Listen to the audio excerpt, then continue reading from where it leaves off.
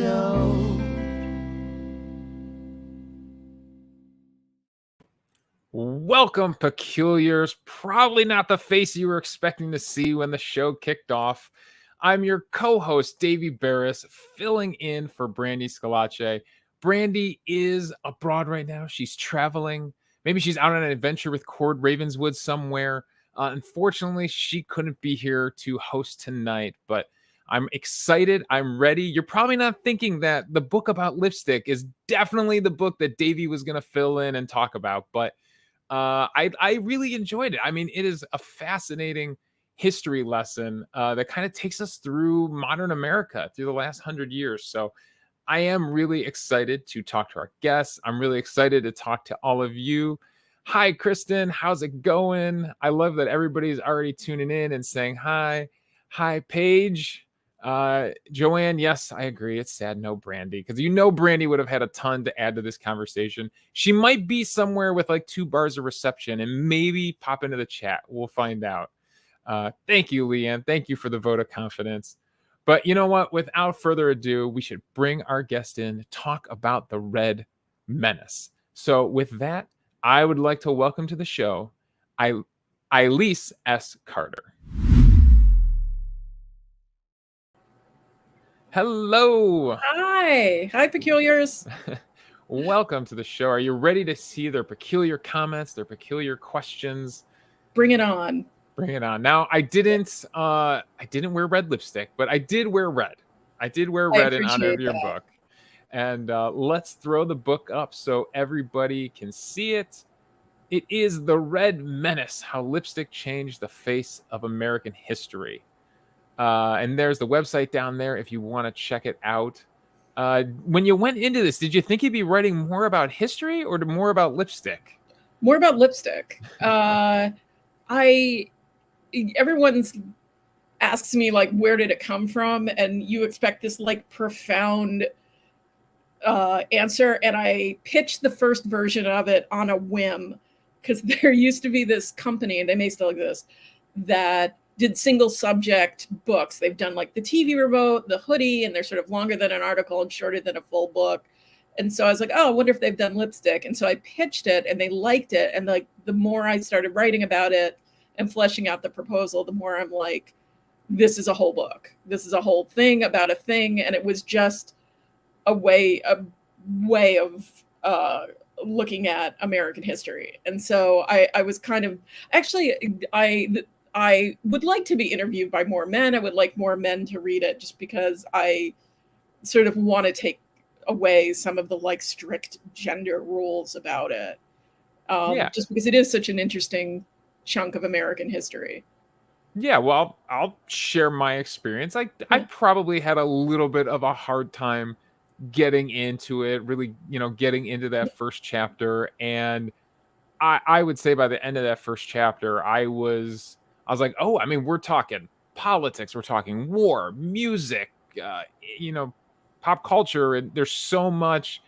And it's not about, I wouldn't say the book is really about, lipstick, how to wear it, what shades look best. No. It's so much about the impact that this one product has had on our culture, that as someone who's never worn I take that back. I have worn makeup before, stage makeup.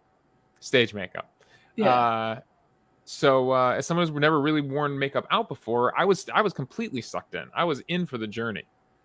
Yeah, I mean, it was, my former agent used to sort of compare it to, like, very flatteringly, to like Mark Kurlansky's writing, and he writes about oysters and he writes about salt, and it's sort of just a lens for viewing society, and particularly in this case, how we view women or how we view gender nonconforming people, but also just like, like consumer culture and politics and all of these things. Rock and roll is ton of, one of my favorite chapters to write was the 70s, and I didn't think that going in, but then Leanne's with you there. She said men in glam rock wore lipstick. Yeah, no, I write a lot on the New York Dolls, and why Bowie was treated a little differently, and Lou Reed pops in, and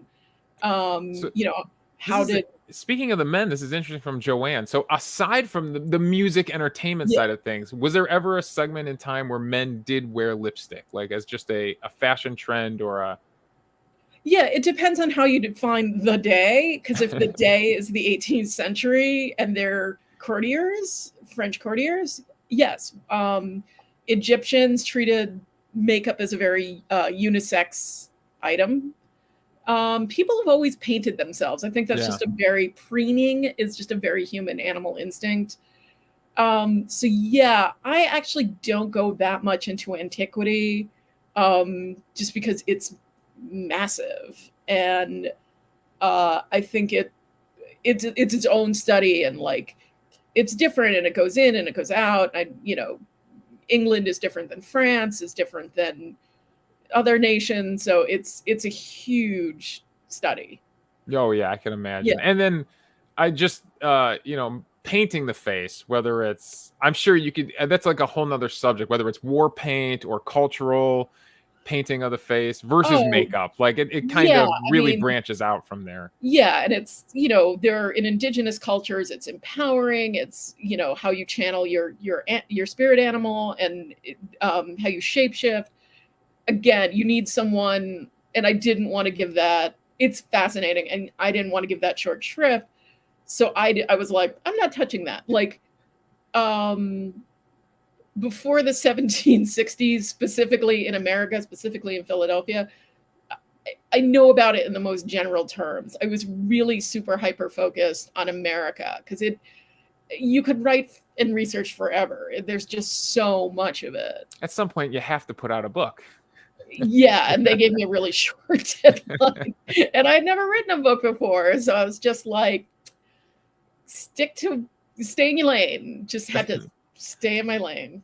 Unfortunately, I can't. If Brandy were here, she'd be able to commiserate with you about that experience. So far, all I've gotten up to is a short story or two. I haven't sunk my teeth into a book yet. Yeah, it's not nothing. So. Some of the comments already popping in here. Joanne said, "Yes, I was wondering about the Louis the 14th time." Thank you. Yeah. What I can tell you about that is in relation to America, because it was very common for courtiers, and it is a sign of class and leisure to wear makeup. America and the powdered wig. Americans dropped the makeup part real quick because we were a democracy, we were a republic, and you really wanted to show that you were, if not of the people, like an American. So we sort of dropped that, what you think of as that high Sun King, tiny red lip, white makeup. Americans dropped that pretty quickly. Also, we're a frontier nation, and it's super impractical if you are fighting off bears. Yes, I like everything in the Peculiar Book Club. We always say it's our slogan is, like if you're fighting off bears. Because it happens. Well, I know we've had Mary Roach, and I defer to her expertise on fighting off bears. Yes. But you're not going to want to stop and touch up. Bears or pickpocketing monkeys. A pickpocketing monkey might get your lipstick right out of your pocket. Yeah. You gotta be careful. Don't piss them off, is what I'm saying. Leanne gave me a heads up before the show that some of the things Ilise would talk about tonight would cross over with some of our other peculiar authors, that maybe there were some common threads and interests, and maybe even some surprise conversations towards the end of the show we'll get into Ilise with about some other things she does in her life besides writing. Yes. I'm going to make sure I want to hit some of the comments here. They love the hair and the makeup. Leanne was quick to point out hair on Ilise, not Davey. I know. Fine. Not much going on there. Well, yes. They were talking about glass shopping. Let's see. Jennifer said, "Hey, Lucy, glad you can make it. I thought of you the other day." Oh, they were talking amongst each other. Look at this. I told you they like to have little sidebars. They got in a whole conversation about glowing glass and wearing our black lights. Okay. Cool. Okay. Having some fun in the chat. Kristen said I was constantly telling my husband things from the book. Oh, cool. Thank you, Kristen. I've definitely had those comments. What kind of things? I don't know. Maybe Kristen, she jumped in with a question here. So let's just jump to Kristen's question. A book like this could have ended up somewhat dry and chapped. I see what you did there. How did you decide to include personality, humor, and snark in your writing? It's a disease. No, I didn't know how else. It got rejected from a lot of presses because I am not an academic writer. I mean, I'm a writer who does a lot of research, and I think my friend Sonia delightfully described it as public scholar. So that's just what my writing is. And people who read the book were like, oh, that's your voice. That's what you sound like anyway. And so the other thing about me as a writer is that I am not trained as a writer exactly. I took screenwriting and I work professionally as a copywriter, both of which really praise brevity. And so I think that it's one of the reasons it's just not a very long book is that my brain is always thinks you could say this in fewer words. So I wanted it to be an accessible history because I think it's one of those things like I have this ethos, which is people deserve their histories. And, which is sort of more representation in publishing, certainly. But this in terms of women's history, I couldn't believe that there were not 50 books like it. There are endless coffee table books, but they keep repeating the same myths over and over again. And they're really just about like Marilyn Monroe looking fabulous in lipstick. And I was like, yeah, but, I remember even in college, I was an American studies major with a film background, like reading the advertising for World War II. And women were like, you're working a drill press, but don't give up on the lipstick. And even being at the time, those many years ago, fascinated by that, like the insistence that we literally keep up appearances no matter what, like no matter how bad things are. So, it's parts of it are just funny. They are like, or weird. All of American history is, I have described it, I'm sure not to the delight of other writers, as just a gumball machine of weirdness and racism. And yeah, there is a lot. Going to fall out. A lot of that, yeah. Unfortunately, not all those gumballs have emptied the machine yet. Unfortunately, yeah. So, that's just what's going to be in there. Like I started working on my second proposal, and I was just like, oh, I was so hoping this would be okay, but there is the cringiest bit of racism in it. So, yeah, so it had to be. Yes, she did, Anthro Girl. Yes, she did. Yeah. I was thinking in the World War II chapter, I was like picturing the Rosie the Riveter poster in my head. I was like, did she have makeup on? She did. Yeah. She did have a red lip. It is ubiquitous. It is so much a part of World War II. It's propaganda. It's morale. It's the American way. And the advertising is insane. It's so good. All right. I appreciate the comments. Keep them coming. I am going to scroll up to make sure we don't miss anything here. So one of our early questions from Leanne, and we'll get into maybe a little more modern lipstick, is who developed Kissproof lipstick and why do you admire her? Thank you, Leanne. That would be Miss Hazel Bishop. Hazel Bishop, she's like me, a Barnard grad. Hazel Bishop had just the absolute worst timing in her life. She, just as she was graduating college, she really wanted to go to med school. The stock market crashed, so she had to go to work. So she ended up working as an industrial chemist, and she worked for oil companies. I think she worked for Standard Oil. She worked for vacuum cleaner companies, and she worked for the dermatologist who would go on to found Almay. And at some point in her life, her mother tried to set her up on a date. And the date had been to France, and he brought back what was called Kissproof lipstick. And she just found the color and the texture hideous. She thought it looked like dried blood. Which is just not attractive unless you're super goth, in which case, rock on. But she tried to recreate. She was a chemist, so she's like, I can fix this. I can do better than this. And she literally went to her kitchen sink, and she was working out of her apartment. She had a day job, And she finally came up with a formula. I think the magic ingredient was bromides. I could be off on that, and chemists can correct me. We probably do have some chemists in the audience. Yeah. So I'm from a family of chemical engineers, so respect. So she eventually did come up with a formula, and sort of had, Hazel Bishop, the first Kissproof lipstick, and it was like $1 a tube. She did a run of it. She sold out in one day. And the thing you have to understand about the development of her business and all other female-fronted businesses before 1973 is that women couldn't get bank loans in their own name, and she was unmarried.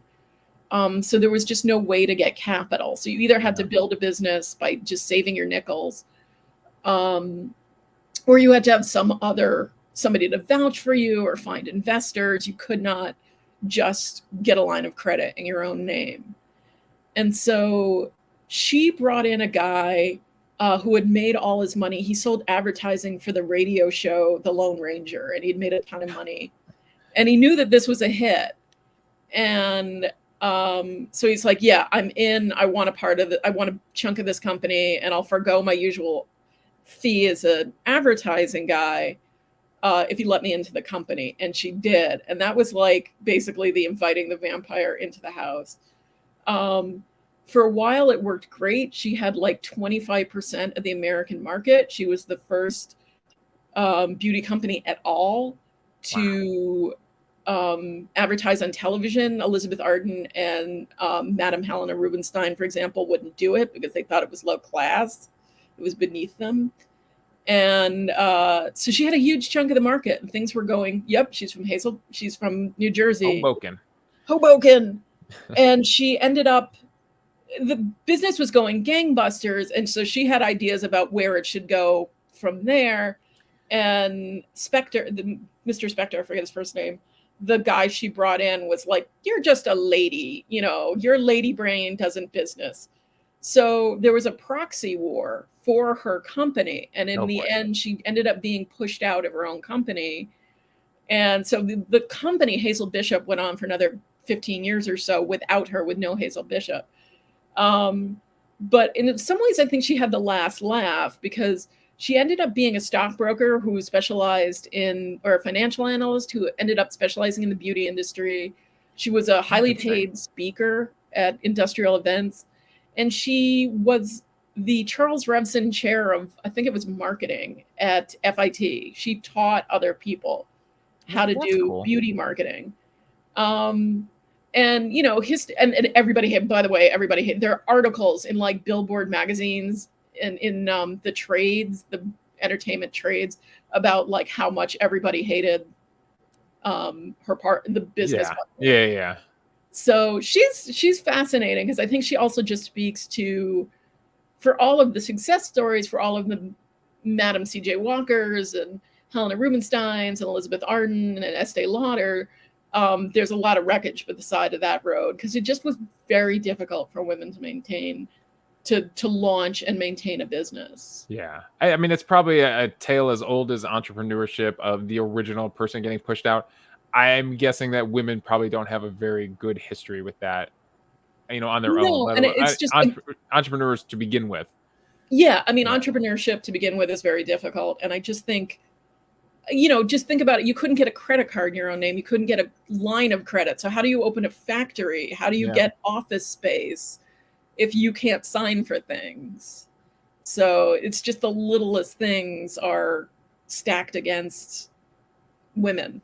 And, the Fair Credit Act, which I think is 1973 or 4, it's based on a lot of the legal work that Ruth Bader Ginsburg did.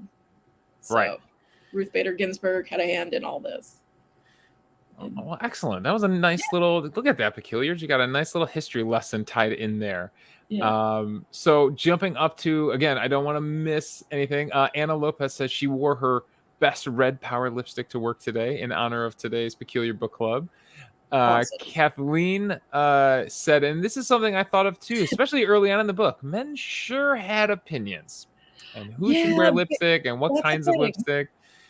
as I was reading the book, I was like, wow, my gender is way too involved in this story at some points. Yeah, imagine how they feel about reproductive rights. But yeah, it is such a gendered item that it has always been a football in that back and forth. But that's like my only sports metaphor.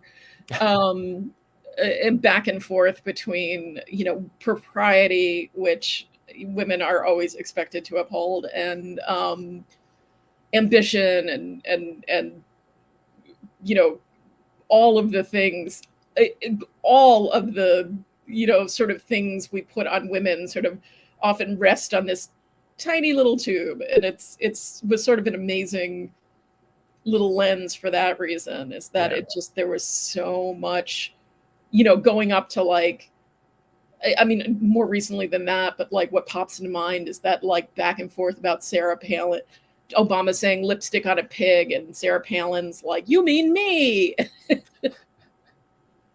So yes, men feel away, women feel away. It's a lot rests on it. All right. Amanda Johnson. Oh, at first, Jennifer Pierce said she's in New York City right now. I saw 3 different men in shops that were wearing makeup, including lipstick. It's all good. Yeah, I Awesome. think as a New Yorker yourself, you can agree that anything is pretty much acceptable in New York. Like Oh you see yeah, a little I bit of mean, everything. yeah, I've lived in New York a long time, all my life. New York is New York, and you know, we have a much yeah, we got a segment of humanity, and it's pretty awesome. And yeah, depending on where you are and where you're going, it's we're pretty good with it. You know, we have a very mind your own business platform, if not anything else, which is like, you know, because I grew up in New York in the 80s and 90s, and it was just like, I'm going to assume everyone's armed, and I'm just going to keep my mouth shut. Fair So, enough. but Fair enough. yeah, We love New York. We love we you. We do. love all you New Yorkers for how weird you are. Amanda, it's all right, Amanda. Some of us can't get to the books. It's Yeah. perfectly okay. But she has a good question here. It is the Red Menace, but what about other colors? Blue, black, green, purple. Are they only current fads, or were they fashionable at different times throughout history? Red has been classically very popular because it is easy to make. So one of the things that just drove lipstick was an improvement. Going back to chemistry, was just an improvement in chemical engineering and industrial dyes and things you could put in the lipstick to make it more than red. Red is the classic favorite. It goes back literally thousands of years. They found it in Egyptian tombs. And partly it was because it was easy to make. You can make it from what's called cochineal, and cochineal are ground up beetle shells. And it was cochineal way into the 20th century. So your grandmothers were probably wearing bug butts, because that's what it is. I also happen to remember it's not kosher. But it's there were other colors, and I think that was sort of the novelty as it was coming up, is that it was like different shades of red and pinks. Yeah. Obviously makeup as subversion comes in the 60s. But before that, like if you look at early silent films, the lipstick is probably a brown shade, and it probably was brown in life, and red is red on black and white film. So it was a Yeah. theatrical makeup, and it was because the lights were so intense, your face would basically disappear, you know? So if you wanted to see Yeah. features, it was a very dark eye and a very bold red lip. Well, what looks like a red lip. It's actually a brown lip. So there were certainly other colors throughout history, and more as the commercial chemistry got better. Yeah. Yeah, obviously the chemistry is taking Yeah. leaps and bounds. Yeah, You were cracking up the peculiars, by the way. They're enjoying your bug butts comment. yeah. The word butts is always funny. Yeah, it was also, you know, it was a very, there were not wide ranges of color at the beginning, but it got better as things go on. All right, so two of our comments, they want to jump back into the past again and talking about World War stuff. So I got two comments here. One from Kristen, who says, I shared so much stuff about the racial history of makeup in the World War II military and the masculinity things of Boy George versus Poison. We talked for a long while about makeup. And then a few people had comments about the World War II times and things like that. And Kathleen said, World War II and lipstick makeup views were fascinating. Hitler's views, for example, why is this history not included in school textbooks? Interesting history. So I don't know if you do a whole chapter about makeup in a school textbook, but the culture wars. I mean, makeup plays a big, strong factor in that. Yeah, I mean, I found the World War II, that was one of the first chapters I wrote, actually, because it just was so fascinating. And literally, I mean, talk about a gumball machine. Literally, like the first night I sat down to like really research and put stuff together. That thing about encouraging the, I don't know what to call them, like prisoners, inmates, detainees in Japanese internment camps. Where like, you know what would really, you know, they had their own sort of local paper, and they're like, you know what would really cheer you up? You should go buy a lipstick. And it's like, we'd taken their homes and their livelihood and their freedom, and they were American citizens, and they had every right to like lose their minds. And we're like, you know what would really change your mood? You know, A, getting out of this stupid camp, but B, like makeup. And it's an insane thing, but it's also so very American. And just that it came, you know, the Axis powers, all of the fascists banned makeup. And so it was just this declaration of our Americanness, of our freedom. And later of capitalism. And just, you know, during the Cold War, I took the name as a pun on the Cold War idea of communism or socialism, which really even, you know, you see arguments against, well, we have lipstick, so we're not socialists, from literally the 1900s up until Alexandria Ocasio-Cortez. And it just becomes this statement of, we're America, we're the best, because you have never had to do without, you know, even during the Depression, you never had to do without lipstick. When we rationed stuff in World War II, we figured it out. When we went to war, you know, Cold War against the Soviets, the rare few visitors that went to Russia, like one of the first questions we asked women when they got back, like chess champions, like, did they have lipstick? You know? So it was like, they don't have food, you know? But the question was always like, yeah, but you have lipstick, so you were way better off than those like Soviet bitches. Well, that's definitely something the book does. That was fantastic about the book, is you definitely use lipstick and makeup as a lens to examine world history and American history for the last 100+ years. Yeah. And so it really is. I mean, if you were to tell me you were just a straight historian, I would have believed you, because the historical stuff in the book and the details and the stories you tell were so good and so fascinating, and how makeup was that lens into it. Yeah, I mean, you know, I was trying to explain to a friend of my mother's that I'd written this book, and she's like, well, what lipstick should I wear? You know, what would you recommend? I'm like, I'm agnostic. I don't care. Like, it's great. I'm also very like, however you love yourself, whatever shade you like is perfect. Because I don't get a kickback. I don't have you know, I don't have a deal with anybody. And the Besame was very supportive. But it's not about the makeup. I think when we talk about, it was interesting to me again, like, I was like, why is there not a shelf full of these books? Because when we talk about makeup, we talk about it in this incredibly almost patronizing way. Like, ladies love it. Yeah. And we do, or we don't, I don't care. But it's been something that somehow escaped critical attention, and the sort of like looking at it for all of the roles it's filled. And I hadn't seen that, and I wanted to see that in a book. Yeah. So. Well, absolutely. Well, we have more great questions, but we are, at the halfway point, and I did not wear any lipstick today, but one of our other peculiar team members, maybe Cord Ravenswood, was a little bit braver than me. So here is our peculiar in the field with his latest song. Hey there, peculiars. You know, sometimes the outside of a person and the inside of a person don't match up. One of my favorite things about aesthetics is it's one of the most gentle ways to unify those two aspects of a person. So,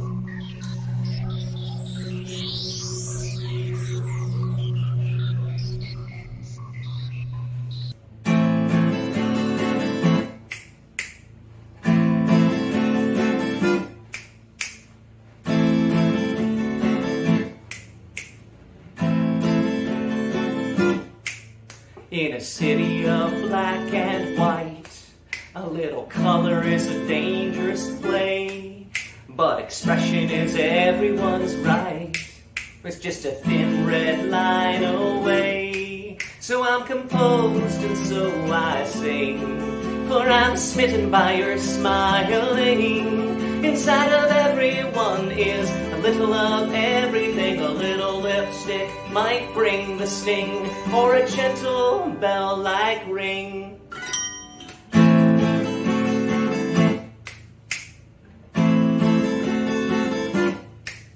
In a city of cold, cold wind, you gotta gather up some red-hot grit, or else every they, her, and him will be left with a bucket of shit. I'm composed and so I sing, for I'm smitten by your smiling. Inside of everyone is a little of everything, so a little lipstick might bring the sting, or a gentle bell-like ring. Oh.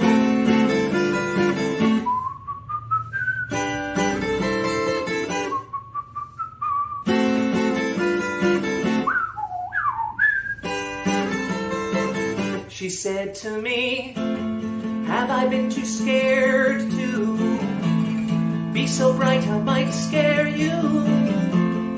How will I find the courage to wear this badge of the office of I'll have what I'll have? And, well, I must be what I must be, and I believe there are others who will love what they see. And I said, just look at me, for I'm one of those human beings. I'm composed and so I sing, for I'm smitten by your smiling. Inside of everyone is a little of everything, so a little lipstick may bring the sting, or a gentle bell-like ring.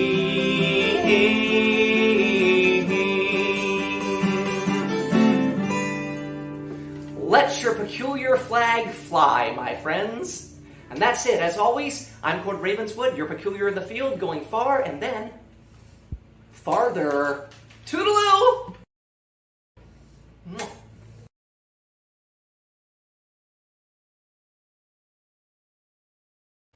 There you go.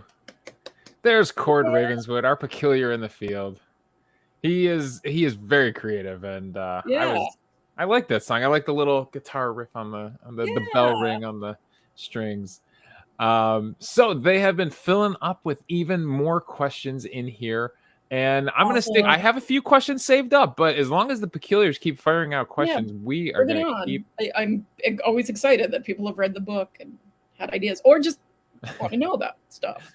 So I did not know this. I got a digital copy, but Kristen says, so one of the most fascinating things in the book was the bio on the back flap. When do we get an Ilise memoir? You know, publishing has decided, I have gone through that twice, and publishing has decided what you do not need is an Ilise memoir. Not yet. I'll get to it. I also find writing about myself, like, just torturous. Like, I want to say something much less polite, but like, I find it, some people are such good memoirists, and but I just, it's not not fun for me. So, Because we also need Brandy to do her own yeah. memoir. Yeah, she's got stories for days. All right. Leanne was asking here. Leanne's got a few good questions lined up for Okay. us. She was asking about, can you debunk the lipstick wearing suffragist myth, please? Yes, Leanne, and thank you for that, because that's a thing with me. I was thinking like that would blow up when I put the book out, but I see it all the time, and an election cycle is coming up, so you're gonna see it again, because I've been a beauty journalist, and there are like 3 ideas, and they keep being recycled. So, okay, the story is that Elizabeth Arden gave out samples of red lipstick to the suffragists as they walked up Fifth Avenue or down Fifth Avenue, demanding the vote.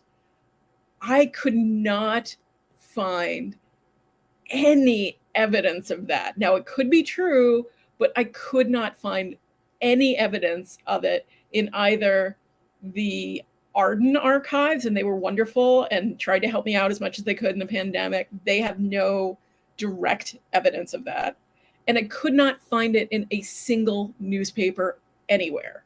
And it doesn't match with who she was as a businesswoman in my mind. And it doesn't match with the suffragist movement. Now, there were suffragists who wore lipstick. They were very modern women. A lot of them have the time and the money and all the other inclinations or all the other things you needed to be very self-determined. Yeah. However, a lot of them were still very Victorian, and they wanted to, it is the never ending, again, mythology on top of mythology, this idea that you either have to be a serious feminist, dowdy person or someone who wears makeup. So I think that story was started later. I think it was started by the Elizabeth Arden Company to sort of mythologize her place in American history. And certainly she's an incredibly influential woman and one of the first pioneering what were called beauty culturists. But I could find no evidence to support that her handing out lipstick. And just to go further into it, Edith Wharton, the author, who we think of as sort of like the last word on Victorian norms and upper crusty lifestyle, found applying lipstick in public disgusting. Like, you might as well floss your teeth at the table. It was foul to her. That's funny you say that, because someone said the thing about lipstick is you have to keep tending it. It's on then an hour later. Yeah, I'm watching my own fade in the monitor. So she found that foul. And also, it's not until 1917 in Newark, New Jersey, that they patent the lipstick tube. So even taking lipstick, if you wore it, and many women did, the difference was not wearing lipstick, it was reapplying lipstick. Because you could literally take it out into public for the first time, because it didn't get in your pockets, it didn't get in your purse. It was a mess. And just women didn't go up until like the 1900s. There were just not a lot of public spaces for women to be in and to consume things other than clothing in that way. If you've ever been to the Old Town Bar in New York or Old McSorley's Ale House, you notice that women's rooms are a much later addition because restaurants did not admit women. And so there was no reason to have a ladies' room. So to this day, I was actually at the Old Town Bar not too long ago. You have to go upstairs where it's not air conditioned and it's in the back. So there was no reason for a ladies' room. The department store changes this. That starts around the 1860s, but just so this is a roundabout way of saying I think the Elizabeth Arden thing is what we call in sideshow print the myth. It's a great story, but I don't think there's kind of any truth to it. But it keeps popping up because it sounds right. It's like, I was gonna say, like, we've read a few books about debunking myths a little bit here, and they do tend to like come from a source. So there's a reason why the myth kind of gets connected, why people connect the dots so easily. And is it just because lipstick is such a easy symbolism or identifier for Yeah. womanhood that like Yeah, and I think it's like George Washington chopping down the cherry tree. Yeah. Like, you know, it just really sounds right to us. And it's this idea of connecting something very old, like the right to the vote, with like, see, the more things change, the more things stay the same. And so it connects us to the past, and it's a version of ourselves we love. It's got all the great American bells and whistles. It's got entrepreneurship, it's got gumption, it's got, you know, pluckiness, it's got individualism, it's got consumer goods. It's like stuff we just love, like all rolled into a very neat package. I love me some pluckiness. Yeah. I told you the peculiars they'll go off on tangents in the chat, and they've started talking about Avon samples. Do you remember Susan started it? Do you remember those teeny little lipstick samples the Avon ladies used to give out? And Lori said those were perfect for dolls. Jennifer's mom was an Avon lady. Susan said they're the best. Let's see what else here. All of my teenage makeup was Avon because I could convince my grandma to add stuff to her order. So they've had quite a fun conversation here. They're still going about the Avon makeup. And there was another conversation. Because I never had Avon makeup until I went to work for them in my 30s. Because I grew up in Manhattan, and we don't let people into our apartments. But can I tell a quick side note? Yeah, absolutely. Avon? That door-to-door model is one of the favorite things I found researching the book, was that there was an equivalent for women of color, Lucky Heart Cosmetics. And the awesome thing about Lucky Heart Cosmetics for women of color was that door-to-door model allowed them to subvert going into Woolworths or going into stores that were often segregated, and certainly didn't have a long range of skin tones and things that matched different skin colors. So it still exists in some form, but there was, for women of color, Black women in particular, there was Lucky Heart Cosmetics, which is very similar to Avon. And you do a really good job in the book. There's a lot of information in there about some of those things, breaking down some of those, you know, people that are the first women of color to appear on a magazine or things like that, or breaking down that industry, breaking those barriers. Yeah, it was one of the first bad reviews I got on Goodreads was from someone who's like, "It's too woke." And I'm like, what does that word even mean? And you know what? I've never gotten a chance to say this publicly, but that drives me insane, because being woke should be a good thing. Like, if you're awakened to something, that's positive. It just was like, I'm not racist, but. And so it was, someone hadn't read it yet, and they're like, "Well, what is it?" I'm like, just list of gay people. It's just a list of gay people. It has nothing to do with lipstick. It's just, you know, Roy Cohn and Liberace all the way down. All so right. I put it up. I was like, kind of so fabulous. And she's like, "I'm not offended, but here's like, you know, my 18 pages on why I'm not offended." All right. I am double checking to make sure we didn't miss any questions here. The one thing I wanted to ask you about, the big question I had coming out of this book, and the conversation I've had with people since reading it, explaining the book to people, is it felt like 20s, 30s, 40s politics and war were very influential on the makeup industry, on lipstick. And then we hit something in the 60s, 70s, 80s where it is just all music.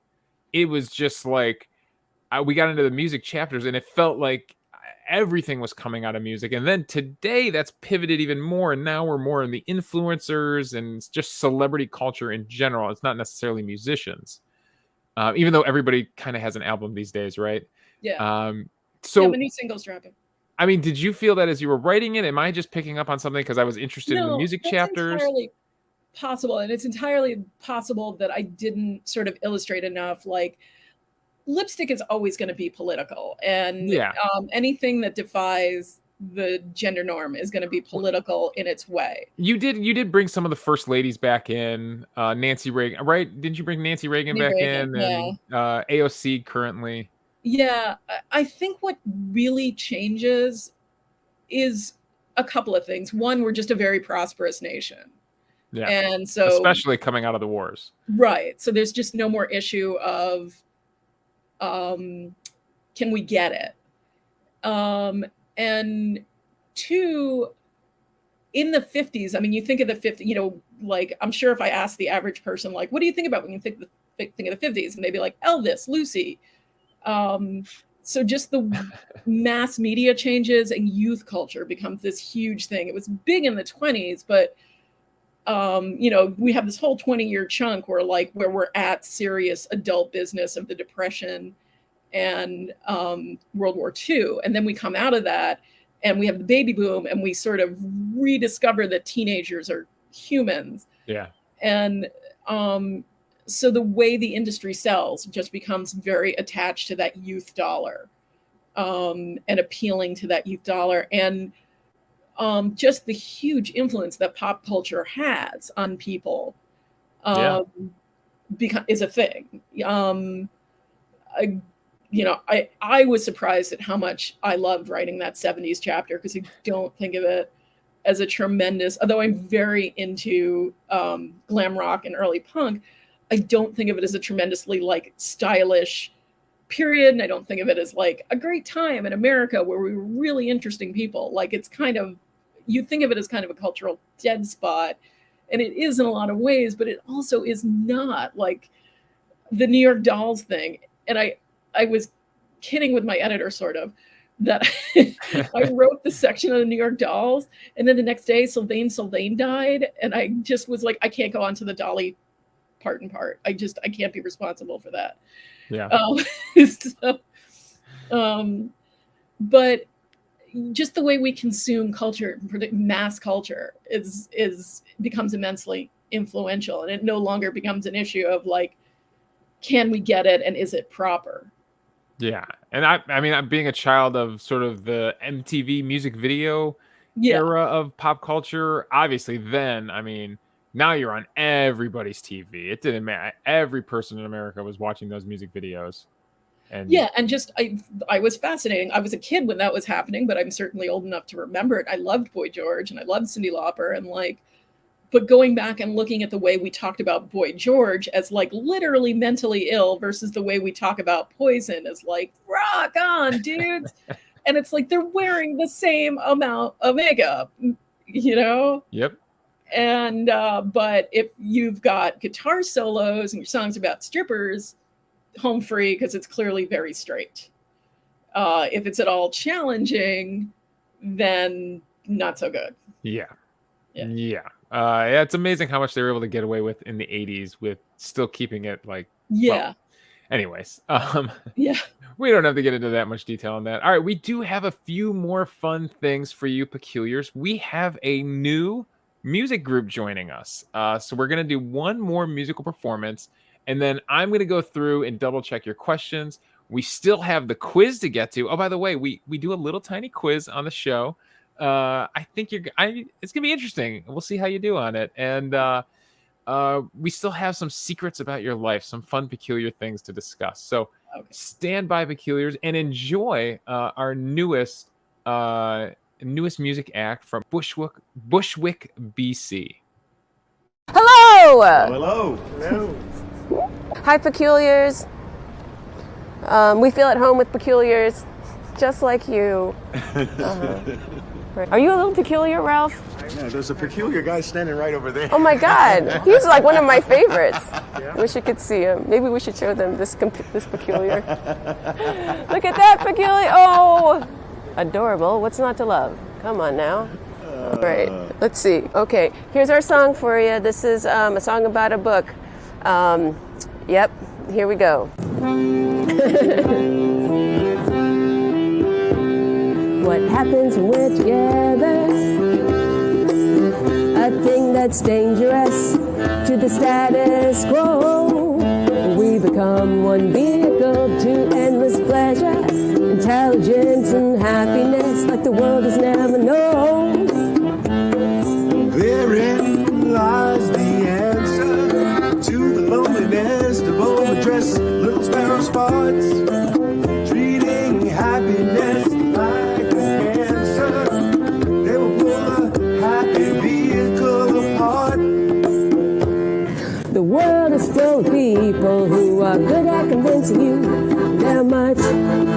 smarter than they are. Giving advice like paddle your own canoe instead of flowing in the direction of love.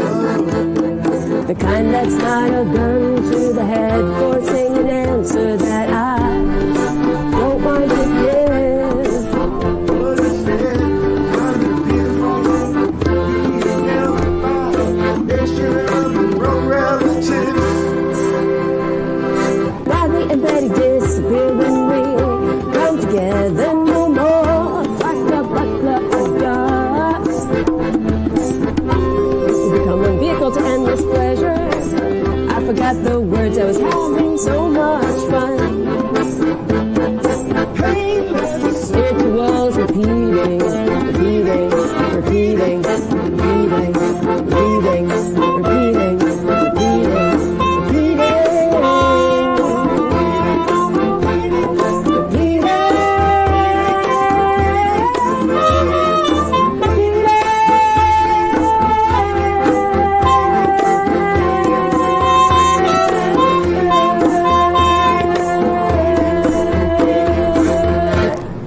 through the steps like learning the foxtrot, Virginia Hill, or the minuet. Repeat the steps. No traps like declarations of love. The only thing I hate is what we become. When forced to separate, you're not a million miles around. I start to hate Bobby and Betty Brown.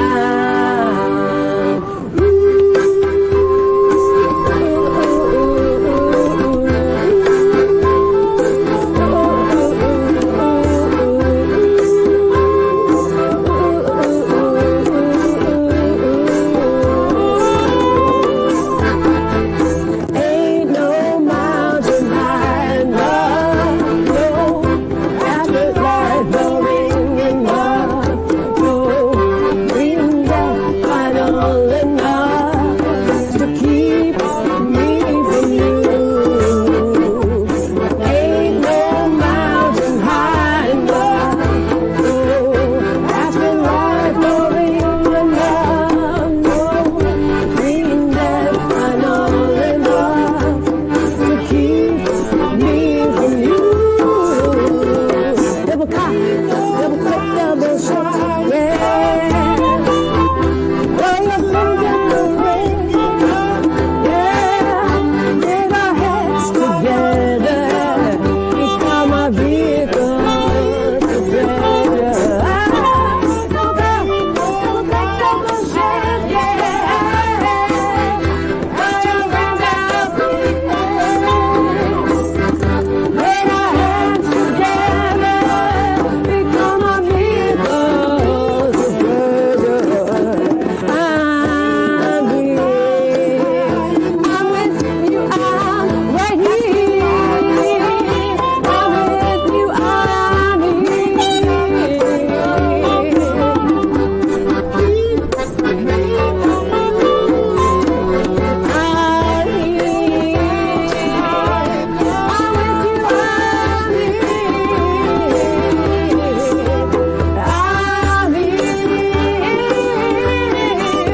I hear voices in the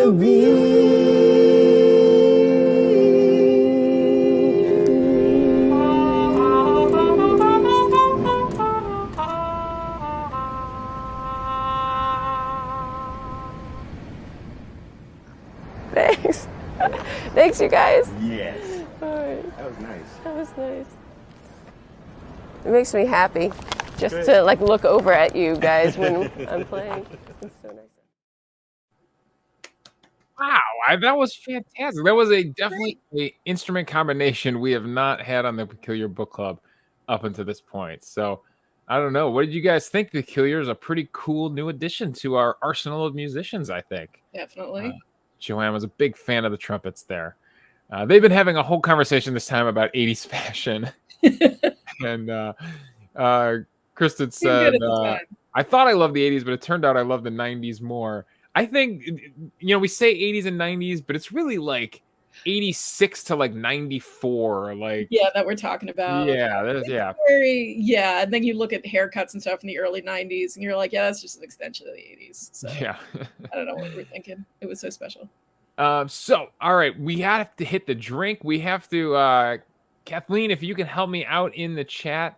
They're all chiming in for the music. Yay, I like that. Love the music. Can't wait to hear more from them. Love the music. Love it. Great song. Thanks, everybody. Kathleen, if you can help me out, because we have to name the winning name for the drink. Now, unfortunately, me and Ilise, we didn't make the drink tonight. I'm just drinking water. I made something red, but what I had on hand. So I think Kathleen was on it though, and she's gonna chime into the chat with the winning name. But while she does that, we have a quiz for you that we do. And I thought it interesting, the conversation about the magazines and the publications and the influence they had as kind of they grew and expanded in their influence and things like that. So I decided to quiz you about some lipstick articles in magazines and see if you could identify what magazine they came from. Oh, okay. In a little quiz we're calling, Where Did I Read That? So in November 2020, Leslie Cammey wrote an article for this magazine about lipstick in the mask era, titled One Blank Writer on the Transformative Power of Lipstick. Do you think an article about wearing makeup wearing lipstick in the mask era would come from Elle magazine, Vogue, or Allure? And the Peculiars will help you out in the chat here. And Kathleen has chimed in with the winner. So before you answer, the winner was Pucker Up by Jerry is the winner. Pucker Up is the winning drink. Very good. Congratulations, Jerry. That's perfect. That is for a lipstick drink. I like it. All right, Peculiars, what do you think? Does this come from Elle magazine, Vogue magazine, or Allure magazine? Stephanie's in for C. I'm gonna go with. Should I say what I would go with? Yeah, go ahead. I'm gonna go with Vogue. Vogue. She's going with Vogue. The answer is yes. It is Vogue magazine. You're self-referential.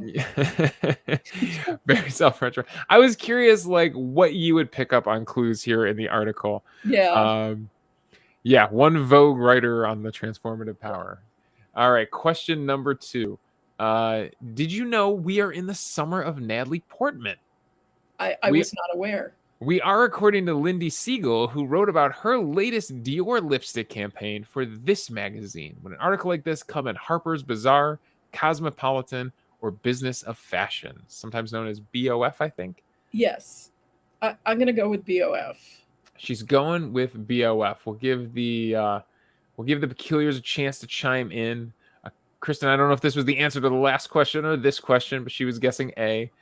I did not know. I've seen Natalie Portman obviously pop up in a lot of advertisement, but I did not know we were in the summer of Natalie Portman. Yeah, no one told me. What if we don't want to be in the summer of Natalie? I know. Portman? I just assume not. Well, Stephanie's guessing B. Ilise guessed C. Susan's in for C. Joanne's in for B. The answer, I think you're gonna. Let me clear the comments away so we can see what the answer is. I think you're all going to be disappointed. The answer is actually Harper's Bazaar. Didn't they put her on the cover? Yeah. So a big featured story on her. Yeah. I would feel embarrassed if I read these things. All right. Question 3. What magazine would be complete without a top 10 list? Of course. So Hallie Gould wrote the top 10 lipstick rules to live by for this magazine. This article was a little bit older, but hey, it popped up in my Google search from 2014. Do you think this top 10 list lives in Vanity Fair, in W, or in Marie Claire? I'm going to go with Marie Claire because Vanity Fair is more celebrity and W is more to the trade. They're saying we're in the summer of Lizzo right now, actually. Lizzo is much more fun. If that's what you need, yeah. I think I saw Lizzo did an episode of Hot Ones, the YouTube show. So I think we would be next, right? You do Hot Ones, then you do Peculiar Book Club. I think that's the usual press junket. I have never done Hot Ones, and I like spicy food and chicken wings. I would be good at that. Yeah, absolutely. So a few guesses for A from Amanda. Stephanie's in on C. They're in for Marie. What was your answer again? I got distracted by their comments. I'm going to go with Marie Claire. You going with Marie Claire? The answer is Marie Claire. You're absolutely right. Very good job. I know. do you write in some? I know you write some publications, some magazines. I'm not exactly sure. Yeah, I came who and really where. close to writing my first feature for Cosmo, and they turned it down because it was about a colony of mediums, and they're like, "Oh no, the astrology department has dibs on that." So, Lexi said she literally watched an episode of Hot Ones before she jumped on here. And Neil Patrick Harris is next. Oh, I will definitely. We have. I'm giving away my age, but Neil Patrick Harris and I are the same age to the day. Oh, there you go. There you go. Yeah, but do you sing and dance as well as he does? I do not sing and dance, but I have seen him on Broadway several times. He's very good. But this is a perfect transition to the fun detail that we want to share with everybody about some of the other things you do. You are a performer. I am. So do you want to tell them a little bit about what you do when you get on stage? I am the sweetheart of the sideshow. I am the pain-proof, flame-proof, blood type about 80-proof Lady I am a sword swallower, human blockhead, pain-proof girl. I eat fire. I can escape from the straitjacket. And I am an MC. I MC burlesque shows and sideshow and whatever you'll ask me to do, pretty much. It was fantastic. I saw there was a cool little video piece about you on Vimeo, not Venmo. Yeah. That's a completely different app. Yeah. On Vimeo, and you're funny. You talk about incorporating humor into your show and stuff like that. So, how does one get into sword swallowing? Very carefully. That wasn't a pre-planned joke, everyone. That was a natural joke. That's why they pay me the biggish bucks. I had been fascinated by sideshow my whole life. My parents took me to see Penn and Teller when I was 12, and their show used to be, in addition to the magic thing, they did a lot of sideshow stuff. And I was 12, and I was just sort of getting into punk rock, and it was subversive, and so I loved it. And so I just sort of became obsessed with it my whole life. And then I read about it. I read all these books. Plug for James Taylor's Shocked and Amazed. And I never had any intention in my entire life of being a performer. I had first wanted to be a filmmaker, and then I was just sort of floating along. I finished grad school in film production, and I just wasn't very interested in anything. I was just hanging out. And then I worked in the World Trade Center, and 9/11 happened. And then it was just sort of time to rethink what I was doing with my life. And a couple years after that, I met this wonderful artist who's still one of my dearest friends in the entire world, and hire her for all your art needs, named AV Fibes. And I was talking to her, and I was like, I want to go to the sideshow school at Coney Island, but I really just don't have the cash for it. And because you can go study at Coney Island. And they've had some wonderful teachers there. And and she was like, oh, I just retired from fire eating. I was Volnavia, Queen of Nails. I'll teach you.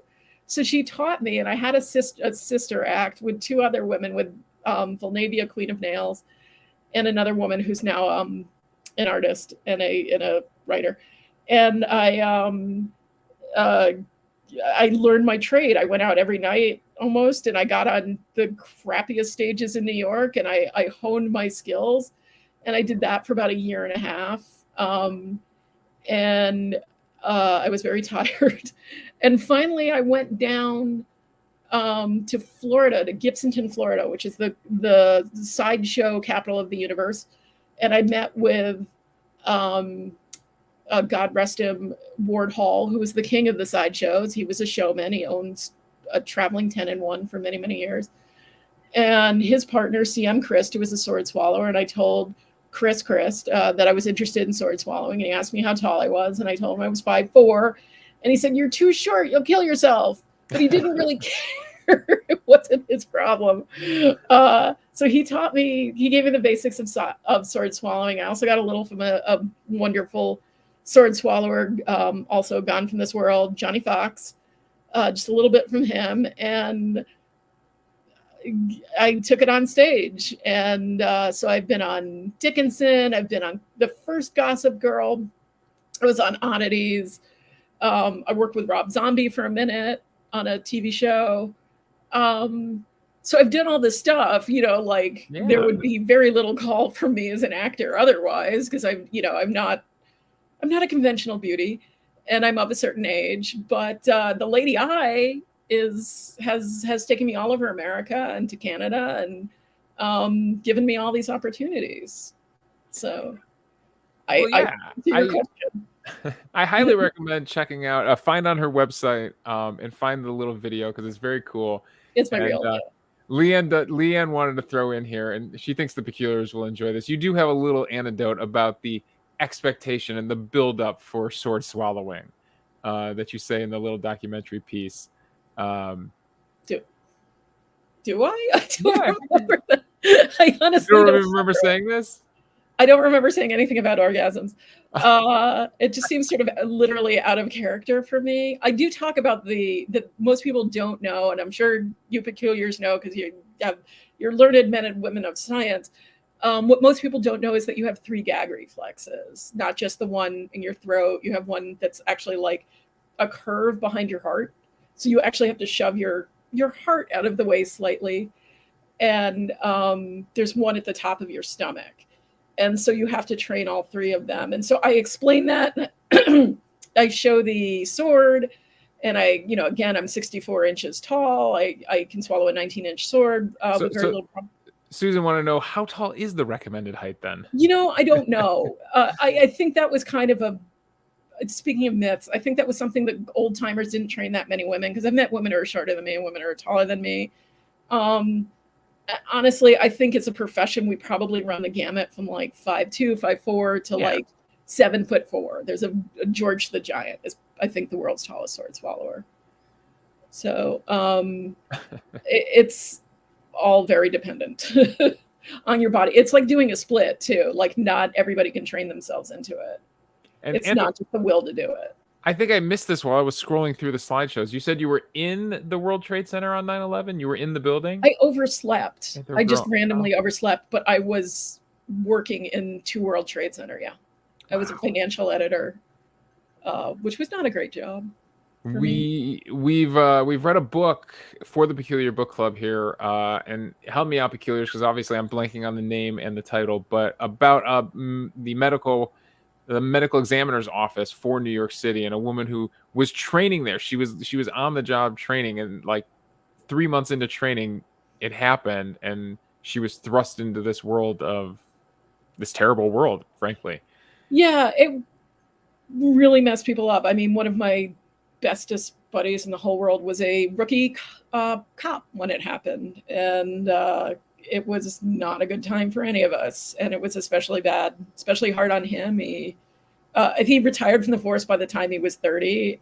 He has his first novel coming out, and he has a cookbook out. He became a chef because he was just like, being a cop I'm done. I have seen enough of this world. Thank you, Leanne. Judy Melnick.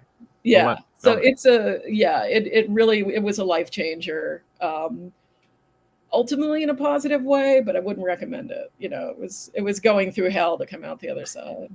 To bring it back around, a much more positive life changer, through a culture changer, has been lipstick and has been makeup. Where do you I guess this is an interesting question. Where do you see the future of lipstick, or where do you think the influence of lipstick? You kind of talk about the social influencers, the Paris Hiltons in the early 2000s, and the the Kardashians and the Jenners now.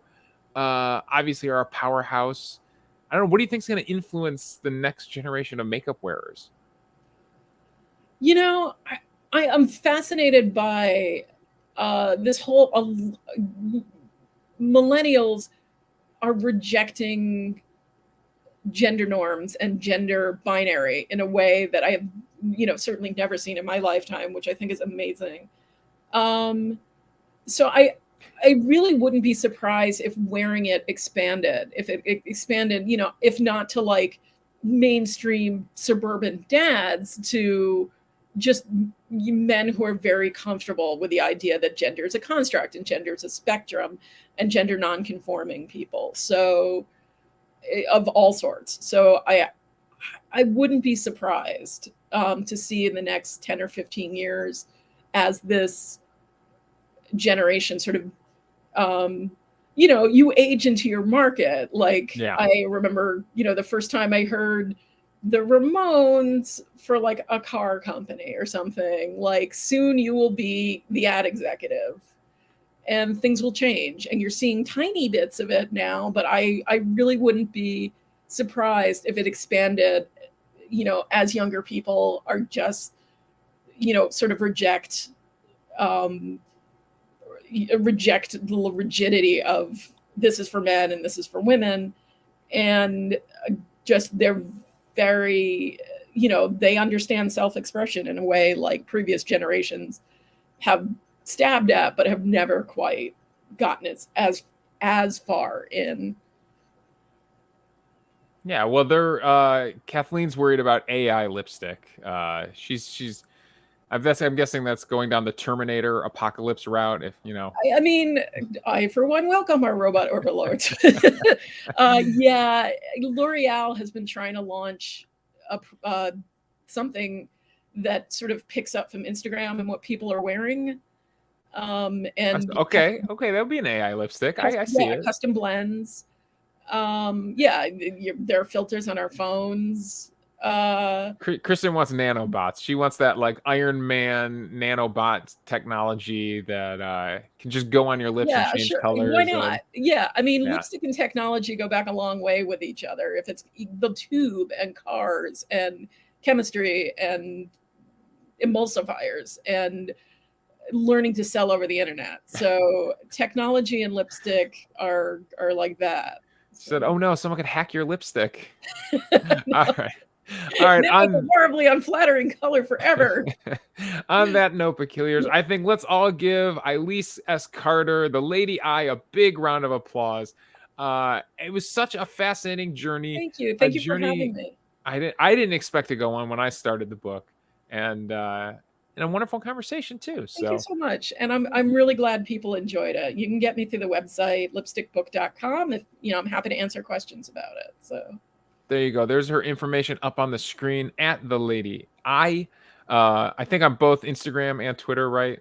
Yeah. And lipstickbook.com. All right. Thank you, Peculiar. Thank you. Thank you so much for joining us at a place where, as Brandy would say, if you're weird, you're family. You got the blue bottle blues when you wake up in the night. Don't make a big mistake, 'cause you can never make it right. When you reach out for the vial, feel the ridges in the glass. It's a matter of survival, baby, better watch your back. There is no antidote. There is no